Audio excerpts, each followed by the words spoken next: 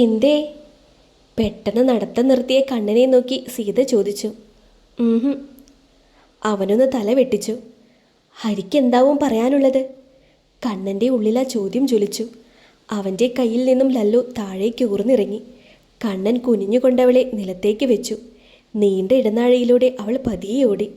സൂക്ഷിച്ചു പോ മോളെ, തട്ടി വീഴല്ലേ. കണ്ണൻ പിറകിൽ നിന്നും ഓർമ്മിപ്പിച്ചപ്പോൾ സീത ചിരിയോടെ അവൻ്റെ നേരെ നോക്കി. അവളുടെ നോട്ടം കണ്ടിട്ട് അവൻ പുരികം പൊക്കി ചോദിച്ചു.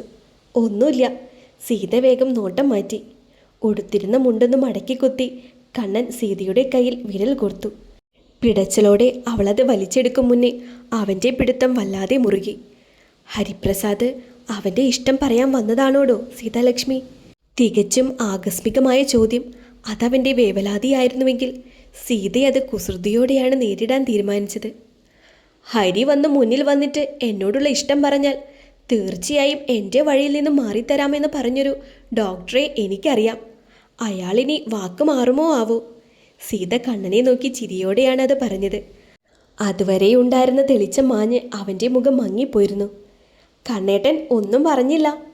അവൻ്റെ മറുപടി ഇല്ലാഞ്ഞിട്ട് സീത വീണ്ടും ചോദിച്ചു. അതിനൊപ്പം കണ്ണൻ്റെ കൈകളും അവളുടെ വിരൽ മുറുക്കി. നിനക്കെന്നെ വേണ്ടെന്ന് വെക്കാൻ കഴിയുമോടോ? തീർത്തും ദുർബലമായൊരു ചോദ്യം. പിടയുന്ന അവൻ്റെ നെഞ്ച് തുറന്നു കാണിക്കും പോലെ. നിങ്ങളില്ലാതെ സീതാലക്ഷ്മി ഇനി വെറുമൊരു ശൂന്യത മാത്രമാണെന്ന് അവനോട് പറയാൻ അവൾക്കുള്ളം വെമ്പി.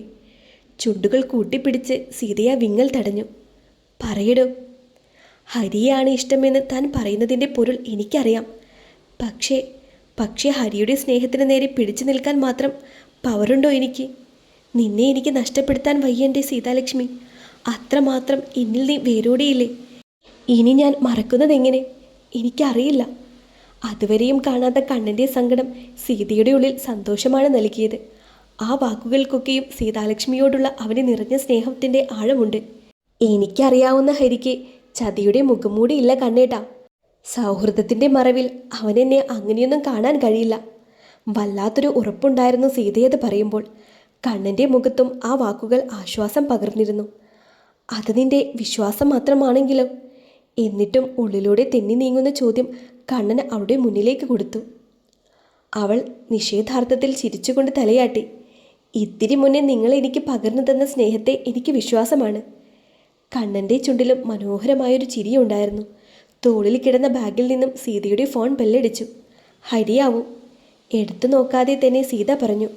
കണ്ണൻ അവളെ തന്നെ സൂക്ഷിച്ചു നോക്കി നിൽപ്പാണ്. പോട്ടെ. സീത അവൻ്റെ നോട്ടത്തിൽ പതറിപ്പോകുന്നുണ്ട്. I love you. അവളൊട്ടും പ്രതീക്ഷിക്കാത്ത ആ നിമിഷം കണ്ണൻ സീതയെ ഒന്ന് ഇറുക്കി കെട്ടിപ്പിടിച്ചുകൊണ്ട് അവളുടെ കാതിൽ പറഞ്ഞു. ഓർമ്മപ്പെടുത്തലാണോ കണ്ണേട്ടാ? വിറയലോടെയാണ് സീതയുടെ ആ ചോദ്യം. അല്ലടോ, എൻ്റെ അടയാളപ്പെടുത്തലാണ്. നീ എൻ്റെ ഹൃദയത്തിനാഴങ്ങളിൽ അലിഞ്ഞു ചേർന്നുവെന്ന അടയാളപ്പെടുത്തൽ. സീതാലക്ഷ്മി ഇല്ലാതെ ഇനി ഒരു ജീവിതം ആലോചിച്ചു നോക്കുന്നത് പോലും അസഹ്യമാണെന്ന അടയാളപ്പെടുത്തൽ. കണ്ണൻ പറഞ്ഞത് കേട്ട് സീത കണ്ണുകൾ ഇറുക്കി അടച്ചു. പോയിട്ട് വാ. കണ്ണൻ അവളെ അവൻ്റെ പിടിയിൽ നിന്ന് മോചിപ്പിച്ചു. ടെൻഷനുണ്ടോ? സീത പതിഞ്ഞൊരു ചിരിയോടെ ചോദിച്ചു. കണ്ണൻ സത്യം പറഞ്ഞു. എന്തിന്? എനിക്കറിയില്ല. എന്നെ വിശ്വാസമുണ്ടോ? എന്നേക്കാൾ. ഞാൻ ചതിക്കുമെന്ന് തോന്നുന്നുണ്ടോ? എൻ്റെ സീതാലക്ഷ്മിക്ക് സ്നേഹിക്കാനേ അറിയൂ. അത് തന്നെയാണ് എൻ്റെ പേടിയും. എന്നവൻ്റെ ഹൃദയം മുഴിഞ്ഞത് സീത പക്ഷെ കേട്ടില്ല. പൊയ്ക്കോ, ഹരി കാത്തിരുന്ന് മുഷിയണ്ട. കണ്ണൻ ചിരിച്ചുകൊണ്ട് സീതയോട് പറഞ്ഞു. അവൾ തലകുലുക്കിക്കൊണ്ട് മുന്നോട്ട് നടന്നു. 3-4 അടി വെച്ചിട്ട് തിരിഞ്ഞു നോക്കുമ്പോൾ അവനും പിറകെ വരുന്നത് കണ്ട് സീത കണ്ണുരുട്ടി. പടിവാതിലിനപ്പുറം ഹരിയുടെ ബൈക്ക് കാണാം. ഉമ്മറത്തെ ഉരുളൻ തൂണിൽ പിടിച്ചുകൊണ്ട് ലല്ലമോൾ അവനെ നോക്കി കൈവീശി കാണിക്കുന്നുണ്ട്. സ്റ്റെപ്പിറങ്ങി മുറ്റത്തേക്കെത്തും മുന്നേ സീത ഒന്നുകൂടി തിരിഞ്ഞു നോക്കി. ചുവരിൽ ചാരി കണ്ണൻ അപ്പോഴും അവളെ നോക്കി നിൽക്കുന്നുണ്ട്. അവൾ ഒരിക്കൽ കൂടി തലയനയ്ക്ക് യാത്ര പറഞ്ഞപ്പോൾ കണ്ണൻ ചിരിച്ചുകൊണ്ട് വിരലുയർത്തി കാണിച്ചു. സീത മുറ്റത്തേക്ക് ഇറങ്ങിയെന്ന് കണ്ടതും ലല്ലമോൾ ഇറങ്ങി ഹരിയുടെ അരികിലേക്ക് ഓടിയിരുന്നു. ഹരി അവളെ ചിരിയോടെ എടുത്തുയർത്തി കവളിൽ ഉമ്മ വെച്ചു. എന്നിട്ട് അവളോടെന്തോ ചോദിക്കുന്നതും അതിന് ഉത്തരമെന്നോണം വീടിൻ്റെ നേരെ ചൂണ്ടി ലല്ലു എന്തോ പറയുന്നതുമെല്ലാം കണ്ട് ഒരു ചിരിയോടെയാണ് സീത അവർക്കരികിലേക്ക് ചെന്നത്. മോൾക്ക് പനിയൊന്നുമില്ലല്ലോ സീതേ, പിന്നെന്തേ ഇത്രയും നേരത്തെ? അരികിലേക്ക് ചെന്നയുടൻ ഹരി ആദ്യം ചോദിച്ചത് അതാണ്. പനിയില്ലെന്ന് ഒന്നുകൂടി ഉറപ്പാക്കും പോലെ അവൻ്റെ കൈകൾ ലല്ലുവിൻ്റെ നെറ്റിയിൽ അമരുന്നുമുണ്ട്. ഒന്നുമില്ല ഹരി, മോൾക്ക് നല്ല ക്ഷീണമുണ്ട്. മുത്തശ്ശിക്കരികിൽ അവരുടെ കൊച്ചുമകൻ നിൽക്കാമെന്ന് പറഞ്ഞപ്പോൾ എന്നോടിന്ന് നേരത്തെ പൊയ്ക്കോളാൻ പറഞ്ഞു. സീത അവനെ നോക്കി പറഞ്ഞു. കയറന്നാ പോവാം. ഹരി ബൈക്കിന് പുറകിലേക്ക് കണ്ണ് കാണിച്ചുകൊണ്ട് സീതയോട് പറഞ്ഞു. ഒരിക്കൽ കൂടി അവളുടെ കണ്ണുകൾ കണ്ണനെ തേടി പുറകിലേക്ക് നീണ്ടു. ബൈക്ക് സ്റ്റാർട്ട് ചെയ്ത് ഹരി മുന്നോട്ട് നീങ്ങിയിട്ടും തിരികെ പോകാൻ മടി കാണിക്കുന്ന മനസ്സ് സീതയുടെ ഉള്ളിലൂടെ ഒരു നോവായി നീറി. ഹരിയോട് ചേർന്നിരുന്നു പോകുന്ന സീതയെ കണ്ടപ്പോൾ അതേ നോവ് നെഞ്ചിൽ അമർത്തി പിടിച്ചൊരുവൻ കാരണമറിയാത്തൊരു നോവിനെ പേറി അവിടെയും ഉണ്ടായിരുന്നു. പോയ കാര്യം എന്തായി മോളെ? നീ കണ്ണനോട് സംസാരിച്ചില്ലേ? ഫോണിൽ കൂടി മമ്മിയുടെ ആകാംക്ഷ നിറഞ്ഞ ചോദ്യം റിമിയുടെ കാതിൽ പതിഞ്ഞു. അവൾക്കുള്ളിലേക്ക് വീണ്ടും ദേഷ്യം നിറഞ്ഞു. കൺമുന്നിൽ കഴിഞ്ഞു പോയതെല്ലാം ഒരിക്കൽ കൂടി ആവർത്തിക്കുന്നത് പോലൊരു ഫീല്. അവൾ ശക്തിയായി തല കുടഞ്ഞു. ഡാഡി പറഞ്ഞതല്ലേടാ നിന്നോട് കണ്ണനോട് ഞാൻ സംസാരിച്ച് സെറ്റാക്കാമെന്ന്. അത് കേൾക്കാൻ നിൽക്കാതെ അവൻ്റെ മറുപടി നിനക്ക് നേരിട്ട് കേൾക്കണമെന്ന് പറഞ്ഞു പോയതല്ലേ? മമ്മിയോടൊപ്പം തന്നെ ഡാഡിയുടെ ശബ്ദം. അവൾക്കൊരു ഉത്തരം കൊടുക്കണം. പക്ഷേ അതിനു പോലും പറ്റിയ മാനസിക അവസ്ഥയിലല്ലായിരുന്നു അവൾ അപ്പോൾ. നീ എന്താ റിമി ഒന്നും മിണ്ടാതെ നിൽക്കുന്നേ? എന്തെങ്കിലും ഒന്ന് പറ. തൻ്റെ മൗനം അവരെ അലോസരപ്പെടുത്തുന്നുണ്ടെന്ന് അവൾക്ക് മനസ്സിലായി. എൻ്റെ മമ്മി, ഞാൻ വന്ന് കയറിയിട്ടേ ഉള്ളൂ. അതും വന്ന് കയറിയ ഉടനെ കണ്ണൻ്റെ മുന്നിൽ ചെന്നിട്ട് നേരിട്ട് പറയാൻ പറ്റുന്ന കാര്യമാണോ ഇത്? അതിനൊക്കെ ഒരു സമയമില്ലേ? സിറ്റുവേഷൻ നോക്കണ്ടേ? റിമി പരമാവധി ശാന്തതയോടെയാണ് സംസാരിക്കാൻ ശ്രമിക്കുന്നത്. തൻ്റെ മനസ്സിൽ ചെറിയൊരു സങ്കടമുണ്ടെന്നറിഞ്ഞാൽ മമ്മിക്കും ഡാഡിക്കും സഹിക്കാൻ പറ്റില്ല. കിട്ടുന്ന ഫ്ലൈറ്റ് പിടിച്ചിട്ട് നേരെ ഇങ്ങോട്ട് പോരും. കണ്ണനോട് തൻ്റെ മനസ്സിലുള്ള ഇഷ്ടത്തെ വെട്ടിത്തുറന്ന് പറയാനും തന്നെയും അവനെയും ഒരുമിച്ച് ചേർക്കാനുമായിരിക്കും പിന്നെയുള്ള ശ്രമങ്ങളൊക്കെയും. അതിനു മുന്നിൽ നിൽക്കുന്ന തടസ്സങ്ങൾ, അതിനി എന്ത് തന്നെ ആയാലും അതെല്ലാം മറികടക്കാൻ എന്ത് വില കൊടുക്കാനും തയ്യാറാവും. എന്നിട്ടും വഴിമുടക്കി നിൽക്കുന്നതിനൊക്കെ വെട്ടിമാറ്റാനും മടിക്കില്ല. ഡാഡിയെ കട്ട സപ്പോർട്ടായിട്ട് മമ്മിയും ഉണ്ടാകും.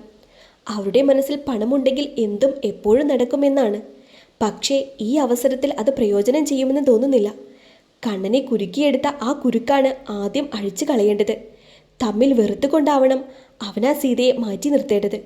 തീർച്ചയായും അവൻ്റെ കണ്ണിൽ സീതയോടുള്ള പ്രണയം പൂത്തു നിൽക്കുന്നത് തനിക്ക് വ്യക്തമായി കാണാൻ കഴിഞ്ഞിട്ടും അതറിയാത്ത ഭാവത്തിൽ നിന്നുകൊടുത്തത് ആ പ്രണയത്തിൻ്റെ ആയുസ് കുറിക്കുന്നത് താനായിരിക്കുമെന്നുള്ള ആത്മവിശ്വാസം കൊണ്ട് തന്നെയായിരുന്നു.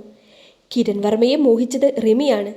അവനെ സ്വന്തമാക്കാൻ ആദ്യം ആഗ്രഹിച്ചതും റിമിയാണ്. അങ്ങനെയുള്ളപ്പോൾ പിന്നെ എന്തിനാണ് ഒരു ചീതാലക്ഷ്മി?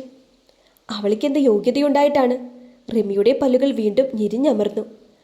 അതിനെന്തിന് സിറ്റുവേഷനും നല്ല നേരവും നോക്കി നിൽക്കുന്നു? നീ നേരെ ചെന്ന് അവനോട് കാര്യം പറ റിമി. നിന്റെ ഇഷ്ടം റിജക്റ്റ് ചെയ്യാൻ അവന് മുന്നിൽ എന്തെങ്കിലും കാരണമുണ്ടോ? ലോട്ടറി അടിക്കുന്ന പോലെയല്ലേ കിരൺ വർമ്മയ്ക്കത്? മമ്മിയുടെ അഹന്ത നിറഞ്ഞ സ്വരം കേട്ട് റിമി കണ്ണുകൾ അടച്ചു. നിന്റെ ഓരോ ഭ്രാന്ത്. അല്ലാതെ എന്ത് ഇപ്പോൾ പറയാ? എത്ര നല്ല ചെക്കന്മാർ ക്യൂ നിൽക്കുക ജോണിൻ്റെ മരുമകനാവാൻ വേണ്ടി. അവരെയൊന്നും അവൾക്ക് വേണ്ട. മമ്മിയുടെ സ്വരത്തിൽ നീരസം കലരുന്നത് റിമിക്ക് മനസ്സിലായി. Mummy please. അവളുടെ സ്വരം കടുത്തു. ഇല്ല, ഞാൻ നിർത്തി. ഇനിയൊന്നും പറയുന്നില്ല. പെട്ടെന്ന് പോയ കാര്യം തീർത്തിട്ടിങ്ങ് വാ നീ. അധികം ദിവസം നീളണ്ട. അവരൊന്നുകൂടി ഓർമ്മിപ്പിച്ചു. റിമി വെറുതെ ഒന്ന് മൂളി. അവൾക്കറിയാമായിരുന്നു ഈ പരിപാടി വിചാരിച്ചതുപോലെ അത്ര പെട്ടെന്നൊന്നും തീരില്ല എന്നത്. അത് പക്ഷേ അവരോട് പറയാനാവില്ല. എന്തെങ്കിലും പ്രശ്നമുണ്ടെങ്കിൽ ആ സ്പോട്ടിൽ ഡാഡിയെ വിളിക്കാൻ മറക്കരുത് കേട്ടോ? ജോണിൻ്റെ ശബ്ദം. ഇല്ല ഡാഡി, ഞാൻ വിളിക്കാം. ഓക്കെ മോളെ, ടേക്ക് കെയർ, ബൈ. ഫോൺ കട്ടാക്കിയിട്ട് റിമി തല താഴ്ത്തി പിടിച്ചുകൊണ്ടിരുന്നു പോയി. അവൾക്കുള്ളിൽ പകയുടെ നേർത്ത കുമിളകൾ പതഞ്ഞു പൊങ്ങി തുടങ്ങിയിരുന്നു. കണ്ണടച്ച് കൈക്കുപ്പി നിന്നിട്ടും ഏകാഗ്രത കിട്ടാത്ത മനസ്സ് സീതയുടെ പരവേശം കൂട്ടി.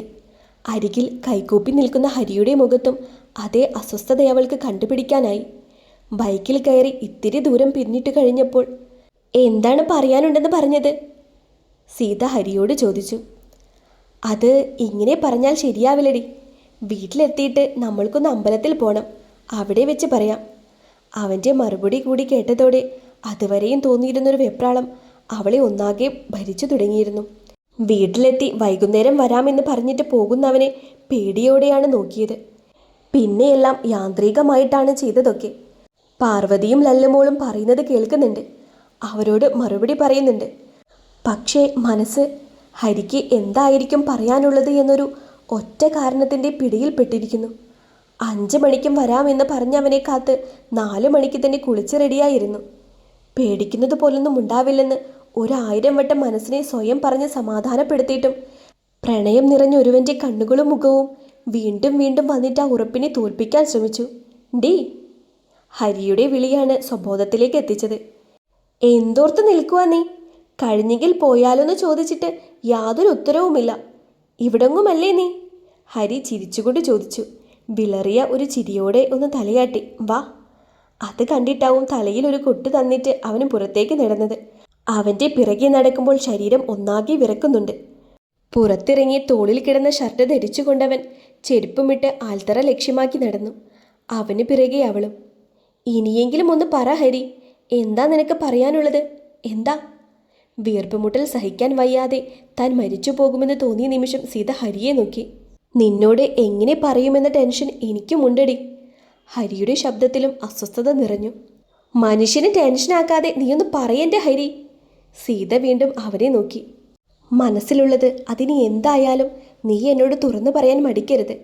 ഞാനിപ്പോൾ ഇത് പറയുന്നത് കൊണ്ട് നമ്മുടെ ഫ്രണ്ട്ഷിപ്പിന് യാതൊരു കോട്ടവും വരാൻ പാടില്ലെന്ന് എനിക്ക് നിർബന്ധമുണ്ട്. നിന്നെ എനിക്കറിയാം. ഞാൻ പറയുന്നത് ആ സെൻസിലെടുക്കുമെന്നും അറിയാം. ആ വിശ്വാസം തന്നെയാണ് എൻ്റെ മനസ്സ് നിനക്ക് മുന്നിൽ തുറക്കാൻ എനിക്ക് ധൈര്യം നൽകുന്നത്. ഹരി സീതയെ നോക്കി ചിരിച്ചു. തുറന്നു പറയാത്ത പ്രണയം വിങ്ങലാണ് എന്ന് പറയുന്നത് എൻ്റെ ജീവിതം കൊണ്ട് തെളിഞ്ഞതാണ് സീതെ. ഇനിയും എനിക്ക് വയ്യടി ഇങ്ങനെ ഉരുകാൻ. തിരിച്ചറിയാൻ കഴിയാത്തൊരു ഭാവമാണ് ഹരിയുടെ മുഖത്ത് നിറയെ. അതുതന്നെയാണ് അവളെ ഏറെ തളർത്തുന്നതും. അതുപോലൊരു ഹരിയെ കണ്ടിട്ടേയില്ലെന്ന് മനസ്സവളെ ഓരോ നിമിഷവും ഓർമ്മപ്പെടുത്തിക്കൊണ്ടേയിരുന്നു. എൻ്റെ സൗഹൃദത്തിൻ്റെ മറവിൽ തഴച്ചു വളർന്ന പ്രണയമല്ല, മറിച്ച് എൻ്റെ പ്രണയം നേടാനായി ഞാൻ ഉണ്ടാക്കിയെടുത്ത സൗഹൃദമാണത്. ഇനിയും നിന്നെ അത് അറിയിക്കാതെ വയ്യ എനിക്ക്. നേർത്തൊരു ചിരിയോടെ ഹരി പറഞ്ഞു. ഹരിയുടെ വാക്കുകൾക്ക് മുന്നിൽ സീത ഒരക്ഷരം പോലും മിണ്ടാനാവാതെ വിറങ്ങലിച്ചു നിന്നുപോയി.